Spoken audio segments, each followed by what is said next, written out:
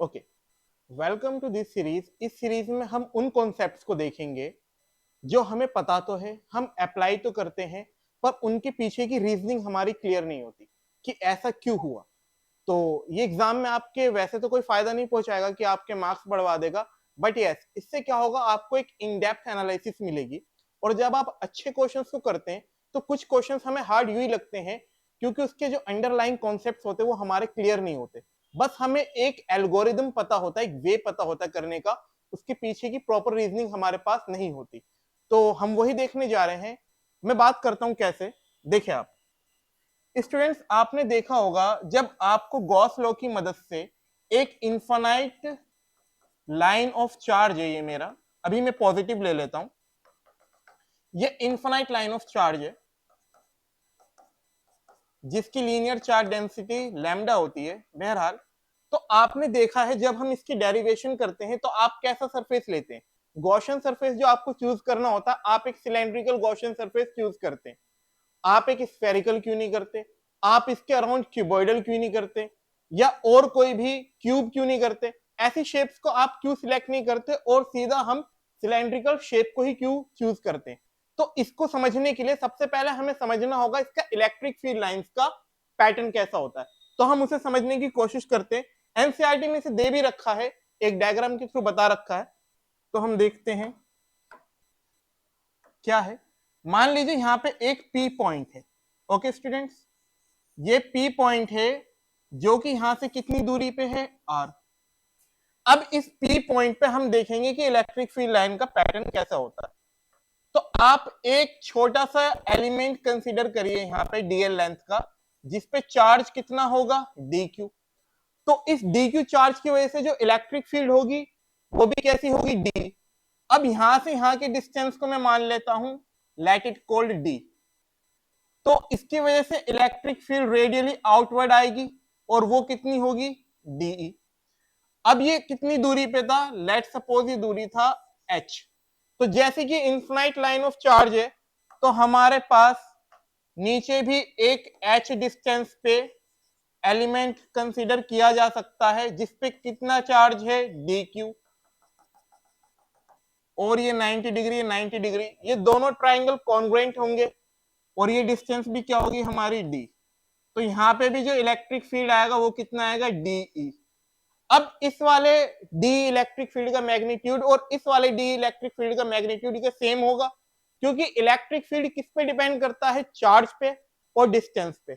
Charge दोनों जगह जो हमने कंसीडर करे हैं वो डी क्यू करे हैं, और दोनों जगह की जो लेंथ है यहां से और ये दोनों जगह की लेंथ ही क्या है, डी। तो अब हम देखते हैं कि ये सेम है। तो ज्योमेट्री का यूज करते हुए हम पाएंगे क्या, ये एंगल थीटा होगा और ये भी एंगल थीटा होगा। यहां से एक लाइन को अगर मैं एक्सटेंड कर दूं तो यहां पे भी एंगल मुझे थीटा मिलेगा और यहां पे भी एंगल मुझे थीटा मिलेगा। जब ये दोनों एंगल्स मुझे मिल चुके हैं, अब मैं इन्हें रिजोल्व करता हूं। तो रिजोल्व करने पे देखते हैं, ये जब इधर रिजोल्व होगा तो ये कंपोनेंट आ जाएगा हमारा डी ई कॉस थीटा। ये वाला डी वेक्टर जब इस तरफ रिजोल्व होगा तो उसका कंपोनेंट, सॉरी फॉर दैट, उसका कंपोनेंट भी डी ई कॉस थीटा आ जाएगा। इन्हें परपेंडिकुलरली रिजोल्व करें हम तो यहां पे D E sine theta and again यहां पे कितना आ जाएगा आपके पास, D E sine theta. Now D E sine theta, D E sine theta दोनों का मैग्नीट्यूड सेम होगा और ये अपोजिट डायरेक्शन में है, तो आपको पता है ये कैंसिल आउट हो जाएंगे। And this D cos theta and this D cos theta ये सेम डायरेक्शन में है, तो क्या होगा, ये भी आपको पता है दोनों ऐड हो जाएंगे। तो हमने ये देख लिया कि पी पॉइंट पे जो नेट इलेक्ट्रिक फील्ड है वो किस तरफ है मेरे, राइट की तरफ। ओके, तो क्या ये हर पॉइंट पे होगा, हाँ। आप कोई सा भी पॉइंट कंसीडर कर ले, आप यहां पे क्यू पॉइंट कंसीडर कर ले, कहीं पे भी। अच्छा, कोई बच्चा कह सकता है अगर मैं यहां पे एफ पॉइंट कंसीडर करूं तो यहां पे एक particular distance, let it cold H2 पे, तो डी क्यू लूंगा मैं, वो तो नीचे आ जाएगा उसका इलेक्ट्रिक फील्ड डी। तो यहां पे तो नेट इलेक्ट्रिक फील्ड इस तरफ हो गया। नहीं, ऐसा नहीं है बच्चों, मैंने शुरुआत में ही बात करी थी आपसे कि हम pattern of electric field line किसका देख रहे, ये जो था हमारा इनफाइनाइट लाइन ऑफ चार्ज। अब इनफाइनाइट होने की वजह से जाहिर सी बात है मैं और नीचे नहीं जा रहा था, बट ये नीचे भी कंटिन्यूसली जाता रहेगा। जब ये नीचे भी कंटिन्यूसली जाता रहेगा तो फिर h2 डिस्टेंस पे मुझे एक एलिमेंट मिलेगा जिसकी वजह से इलेक्ट्रिक फील्ड इस तरीके से ऊपर आएगा एंड ज्योमेट्री से सॉल्व करते फिर से ई नेट इस तरफ आ जाएगा। तो इसे देखने के बाद हमें पता लगा कि हमारा जो इलेक्ट्रिक फील्ड लाइन का पैटर्न होगा वो कुछ इस तरीके से होगा।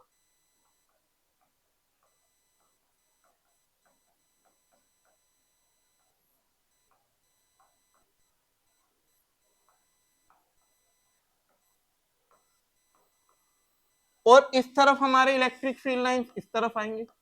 आप ज्योमेट्री का यूज कर सकते हैं।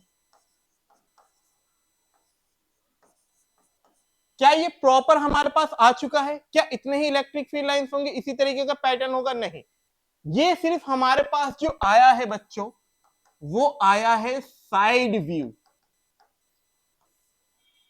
अगर मैं इसका टॉप व्यू देखना चाहूं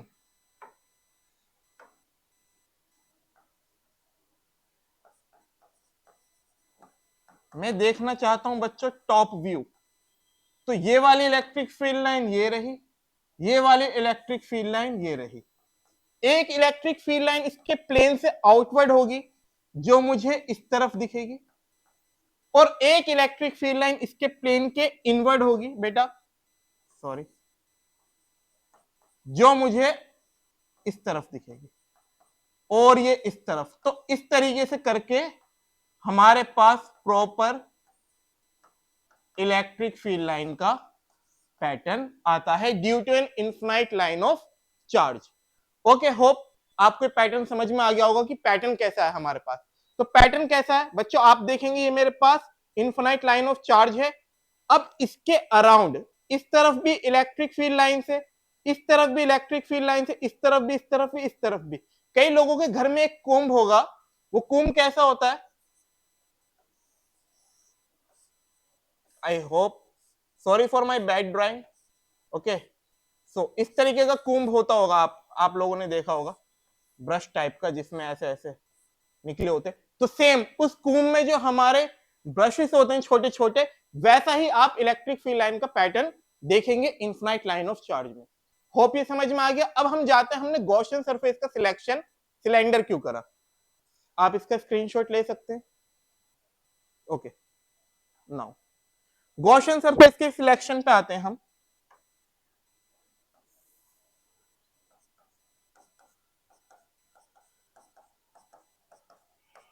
हम सिलेक्ट करते हैं सबसे पहले एक स्फेरिकल। ये हमने स्फेरिकल गॉसियन सरफेस को सिलेक्ट कर लिया। अब होगा क्या, ये डिस्टेंस r1 होगी, ये डिस्टेंस r2 होगी, और ये डिस्टेंस r3 होगी। तो जब हम गॉसियन सरफेस में अपने गॉस लॉ को लगाएंगे इस गॉसियन सरफेस के लिए particular, Q enclosed divided by epsilon naught, forget about Q enclosed, but आप बताएं इस इंटीग्रल को कैसे खोलेंगे? क्यों? क्योंकि जब आप डीए एलिमेंट कंसीडर करेंगे स्टूडेंट्स, यहां पे ये डीए एलिमेंट और ये रहा बच्चों आपका इलेक्ट्रिक फील्ड। यहां पे इलेक्ट्रिक फील्ड और डीए एलिमेंट सेम डायरेक्शन में है, तो इनके बीच का थीटा क्या हो जाएगा? 0। But on the other hand जब आप यहां पे लगाना चाहेंगे, आपका इलेक्ट्रिक फील्ड कुछ ऐसा आ जाएगा जो कि हमने पैटर्न से देख रखा है, बट जब आप डीए कंसीडर करेंगे बच्चों वो कुछ ऐसा आएगा।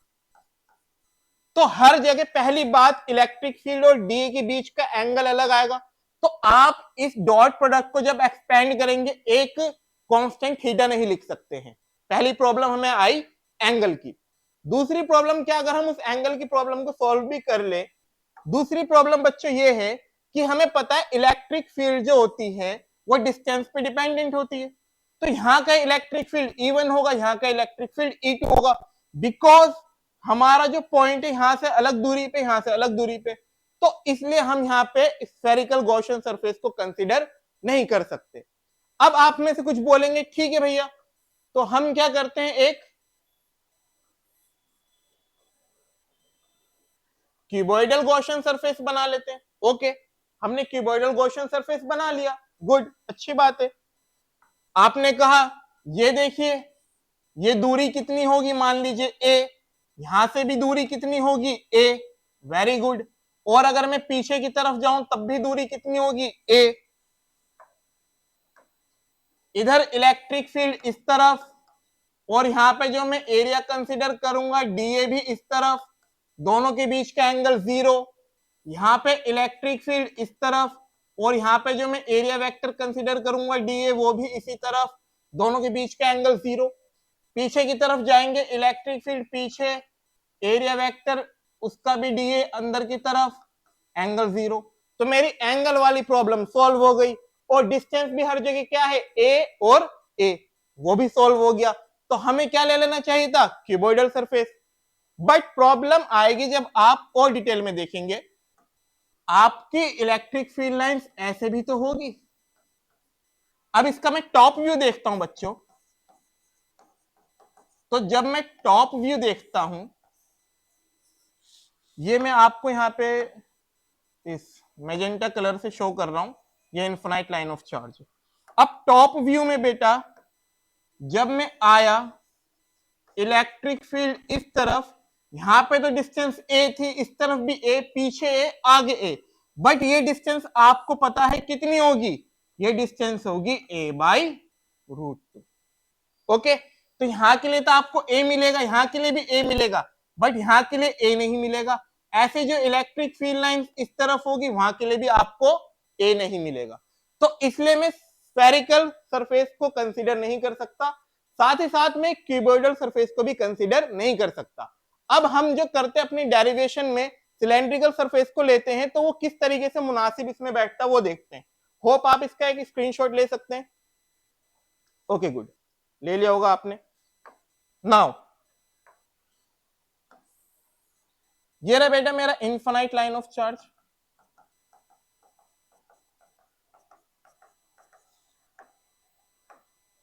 ये मैंने कंसीडर करा बेटा सिलेंड्रिकल गॉसियन सरफेस। अब आप क्या देखेंगे, आप इसमें देखेंगे ये डिस्टेंस कितनी होगी बेटा R, let it call the radius of the cylinder. यहां से भी डिस्टेंस कितनी होगी आर, ये भी आर, हालांकि हमें परसेप्शन में वो आर नहीं दिखेगा बट वो आर होगा, ये भी कितना होगा आर। तो आप देखेंगे जैसे कि कर्व्ड है बेटा, तो यहां पे अगर आप एरिया वेक्टर लेंगे, डीए इस तरफ, इलेक्ट्रिक फील्ड भी इसी तरफ, उनके बीच का एंगल कितना होगा 0। तो एंगल वाली प्रॉब्लम आपकी सॉल्व हो गई। उसके बाद आप देखें यहां से इलेक्ट्रिक फील्ड कितनी डिस्टेंस पे है आर, अगर आप इस तरफ लेना चाहेंगे तब भी इलेक्ट्रिक फील्ड कितनी डिस्टेंस पे होगी आर, इस तरफ लेना चाहेंगे तब भी इलेक्ट्रिक फील्ड कितनी डिस्टेंस पे होगी बेटा आर। तो हमारे जो प्रॉब्लम था इंटीग्रल को लेके, जो हमारा प्रॉब्लम था ई डॉट डी ए को एक्सपेंड करना, वो इजी हो गया। क्यों, हर तरफ ई की वैल्यू कांस्टेंट ली जाएगी, क्योंकि हर तरफ ई कितनी डिस्टेंस पे है आर। तो बेटा ये पहले एक्सपेंड होगा E D A cos 0 degree. Cos 0 आपको पता है बच्चों कितना होता है 1 E D A. Now E is constant so it can be taken outside of the integration. Now आप अपनी डेरिवेशंस को आगे कंटिन्यू कर सकते हैं। तो ये रीजन होता है हमारे पास लेने का। ओके, तो आगे भी हम आते रहेंगे ऐसे ही सीरीज के साथ, जिसमें आप इन डेप्थ एनालिसिस करेंगे। थैंक्स।